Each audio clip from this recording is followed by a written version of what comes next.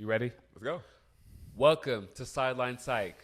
It's your hosts, Jordan and Riley, where we're going to be bringing you the latest and greatest in sport and performance psychology. Today, we're going to be talking about the psychology of a player who plays 5 to 8 minutes a game. See, that's a weird title, but we'll kind of get into that. And then we'll also talk about the role of a player who plays 30 minutes a game. You know, I think this is a really important topic, especially for my fellow college players out there. Because, a lot of us are coming from situations where we were in high school where we were the best players around, and you had to transition very quickly from being that 30, 35-minute player to now maybe not knowing when you're going to get in the game, if you're going to get in the game, if you're even going to suit up. And, the mindset that you take going into games like that is very different when you're in different situations. So, let's just get into it. Let's just get into it. Right now I'm at New York University. Sadly to say, I do not play very many minutes. So if you see me on the TV, you probably actually won't see me on the TV. He'll be sitting down. He averages like 30 handshakes a game. Oh, yeah. No. Like, he's leading the entire NCAA in depths. And like my cup holding, like my ability to get the cups from the water cooler to the huddle is a record time. Probably 2.3 seconds on a good day if I'm feeling it. But anyway, no. But really, if I'm talking about what it really is meant to play at NYU, I've had a great time, and let me say that first. But it's been really hard, trying to figure out how I'm going to get prepared for these games when I don't necessarily know what my role is going to be on any given day. So I'm sitting on the bench and I'm watching these guys play all these minutes, and I'm like, I don't know when I'm going to get in the game. Where am I going to fit in? What do I do? And there's a lot of things that are going through my head, and a lot of times there was a lot of things that I wanted to tell myself, but I didn't necessarily know what to say. So when you're sitting on that bench and you're watching everybody play, what are some things that you can tell yourself to make sure you're still ready to get into the game? So here's one thing, from a mindset perspective. And you might have heard this before in a lot of different terms or a lot of different ways, but control the controllables. You're not going to be able to tell your coach to play you more minutes. You're not going to be able to influence how your teammates play and all that kind of stuff sometimes from the bench. So the one thing you have to realize is that you have to rely on your preparation and your practice and just wait for your moment. So one thing that I always tell clients that I work with is that even if you don't believe it, you just have to start saying the stuff that you want to happen out loud. It sounds kind of silly, like saying, hey, I'm going to be a starter. I'm going to be a starter. I'm going to be a starter. And obviously you have to put in the work. Yeah. So you can't just say I'm going to be a starter then not put in the work. But if you're putting in the work, you say, I'm going to be a starter, I'm going to be a starter, I'm going to do this, I've prepared for this moment, and then when that moment does come, then you feel like you're ready. But what happens as of right now, a lot of times players play 5 to 8 minutes, and you don't know if you're even getting a consistent 5 to 8 minutes. And that's where a big problem is. You miss a shot, and you feel like you're going to get taken out the game.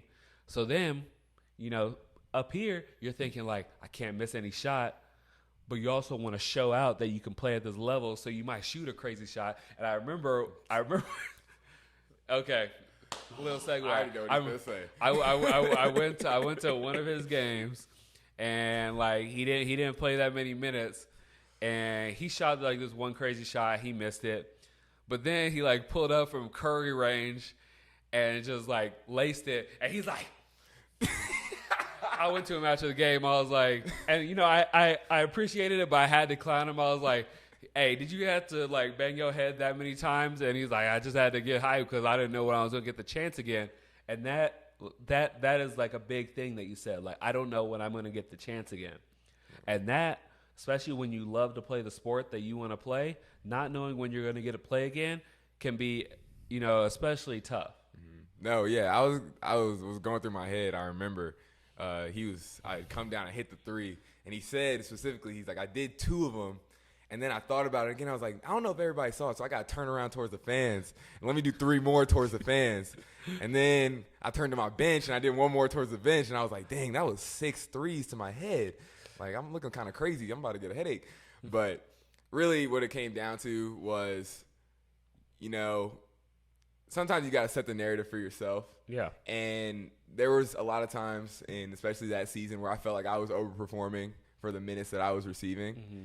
And I had to prove it to myself that I could make those shots and that I could make those plays in those moments. And so it was totally different as to compare to when I was in high school, where when I missed a shot, I knew that 10 more were coming. Yeah. Whereas now it's like I like to celebrate every single shot I make because I'm like, this might be the last shot that I make for this entire season. Yeah.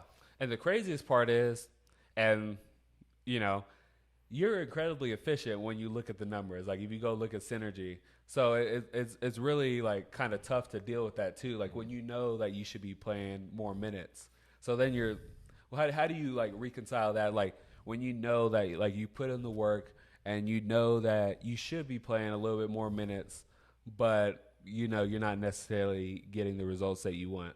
You know, see, I could give a real political answer. Right. But, you know, this is a sideline psych. We keep it real here. Mm-hmm. It hurt. Mm-hmm. It hurts a lot to go look at Synergy and see that I'm leading the country in paint scoring. I'm shooting great percentages from 3. I'm shooting best field goal percentage in the league. Like, and then to come to the games and only play like 7-8 minutes, and we get down by like 15 points, and coach is like, hey, man, we need you. Come score some points for us. Come on, Riley. And I come in and I score the points, and he's like, all right, sit down. We don't need you anymore. And, you know, I had to go home a lot of times, and I would be sad. I'd cry sometimes, and I'd be sitting there like, dang, like we lost these games. I feel like I could have helped us a lot more, and I feel like I was letting my teammates down by not doing more in those small circles. But I had to sometimes give myself that self-talk and say, you can only do what you're given. If I'm given 7 minutes, I'm going to give the team the best 7 minutes I could possibly give them. Whereas before, it was really detrimental when I would be like, dang, I needed 12, I needed 15, I needed 25 to really make an impact. Yeah. So, you know, our dad would always talk about when we go to these camps, these like high basketball camps, and a lot of times, you know, people didn't necessarily know us because we lived in small cities. And so we wouldn't get in the games. And so when we come in the end, he'd say, you got a minute to shine. You got a minute to shine. And love that minute, embrace that minute, and say, I'm going to do the best I can in that moment. Yeah. I love that mentality. That right there is the exact mentality that a lot of players need to adopt to make, you know, those type of moments where you know you're not getting consistent minutes more palpable. Now, on the other hand, in high school, you know, you kind of went through that a little bit, but by the end of it, you know, you were playing. How long they play in high school? 40 minutes. We have 40 minutes in the game. Yeah, he played 40 minutes. 40 minutes a game. He played 40 minutes.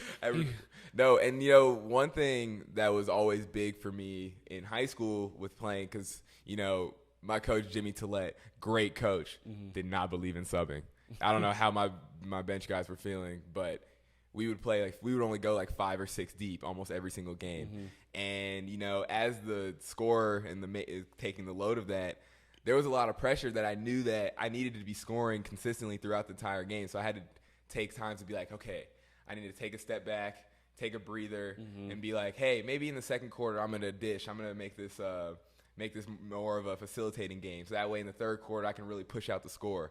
And, you know, it was more about planning how I wanted the game to go before the game happened. So I'd be like, hey, we're playing Warren Easton, and they got Vernon, and he's one of the best defenders in the league. I'm going to come out and shoot. He's going to try to come out and really, like, get in my face and lock me up. So I'm going to take a step back and let him get a little tired.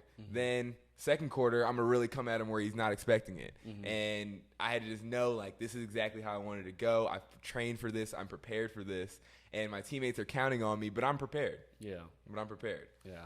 So if you look at both of them, it ultimately comes down to preparation for both, but in different ways. With the playing 7 minutes, it's really about, like, realizing and, you know, maximizing all of those 7 minutes. Whereas when you're playing on, like, where you have a large role, you really have to, like, be cognizant and like make sure that like you realize that it's a long game and you have the time. You have the time, and don't overwhelm yourself with trying to do too much all at once. Yeah, no, and guys, and also another thing that happens a lot to guys that play a lot of minutes is they get bogged down at the beginning of games and don't realize what you're just saying is that you have more time.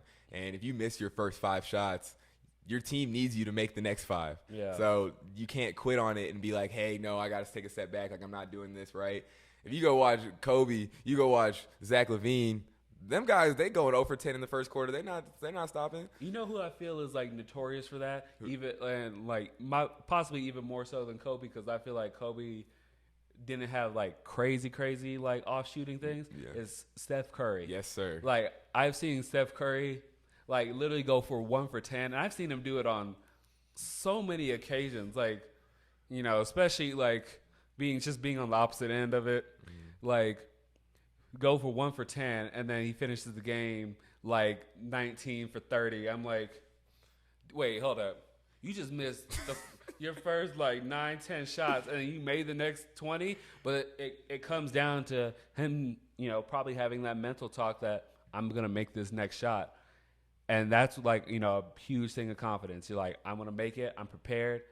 And that's it. No, you got to trust in your preparation. And I know Steph has the preparation. And you've made those shots before when you're sitting there. And a lot of times I always say my biggest thing to say, especially when you're on the higher end of your team's playing minutes, is I've been here before. Yeah. I've done this before.